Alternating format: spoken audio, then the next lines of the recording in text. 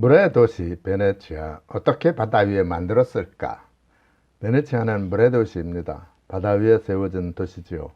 로마 제국이 무너질 무렵 그 주변 지역에 살던 로마인들은 북유럽에서 밀고 온 야만인들, 고트족, 훈족에 쫓겨 이곳 석호에 정착합니다.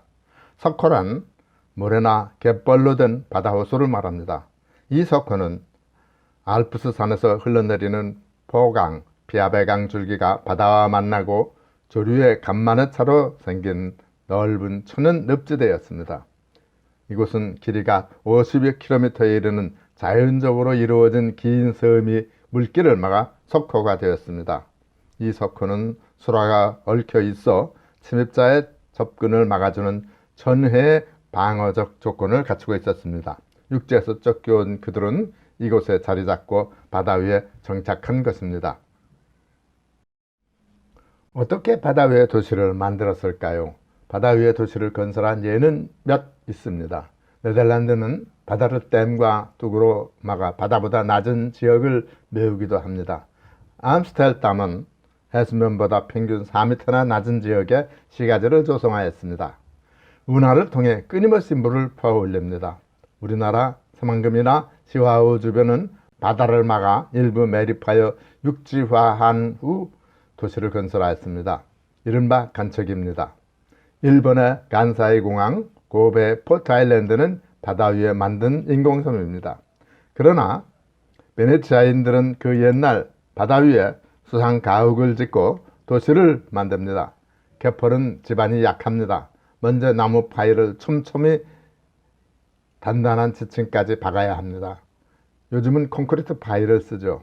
다음 그 위에 화강 암판을 깔아 기반을 다지고 건물을 지었습니다.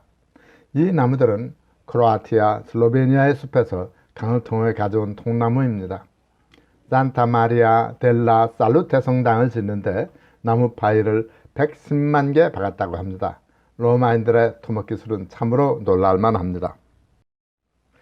나무는 갯벌 속에서는 썩지 않고 바닷물의 염분과 광물질을 흡수하여 점점 더 단단한 돌처럼 굳어지는 특성이 있습니다. 그래서 1600년이 지난 지금까지 베네치아의 건물들을 바치고 있는 것입니다. 집들은 1층은 습기로 인해 창고 등으로 쓰고 2층, 3층에서 거주합니다. 베네치아는 거미줄 같은 운하로 연결되어 있습니다. 평균 수심이 작은 운하는 2m, 대운하는 5m 정도입니다. 이렇게 운하로 물길을 터놓아서 밀물과 썰물 때 부패를 방지합니다. 그러나 최근 과학자들은 베네치아 도시 전체가 가라앉고 있다는 사실을 발견하였습니다. 오랜 기간 버텨온 도시가 조금씩 가라앉고 있다는 것입니다. 20세기 들어 지난 100년 동안 베네치아는 12cm, 이것은 지하수를 퍼내어 지반이 내려앉고 해수면이 높아진 것이 주요 원인입니다. 그래서 지하수 활용을 금지하고 물은 육지에서 공급합니다. 그래도 전문가들은 베네치아가 매년 2 내지 3mm씩 하강하였다고 합니다.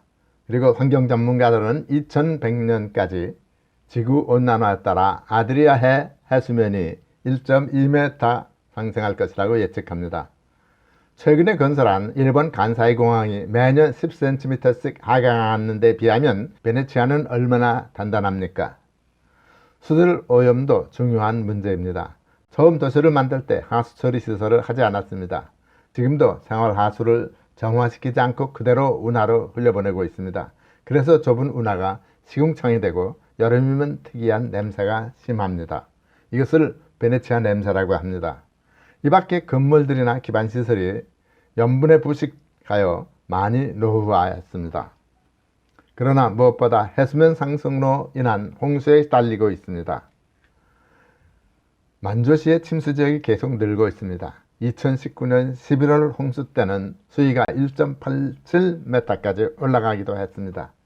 이탈리아 정부는 베네치아를 보존하기 위해 해수면 조절에 안간 힘을 쓰고 있지만 세계 문화유산 보존이란 뜻 때문에 대대적인 보수를 못하고 있습니다. 영화로운 도시가 바다에 떠있네. 바다는 밀물과 썰물이 되풀이되며 좁고 넓은 운하를 넘나드네. 도시의 저택 대리석에는 해초가 달라붙어 있다네. 영국 시인 세뮤엘 로저스의 시구절입니다. 이 아름다운 인류의 마지막 보석 같은 도시를 어떻게 리모델해야 할까요?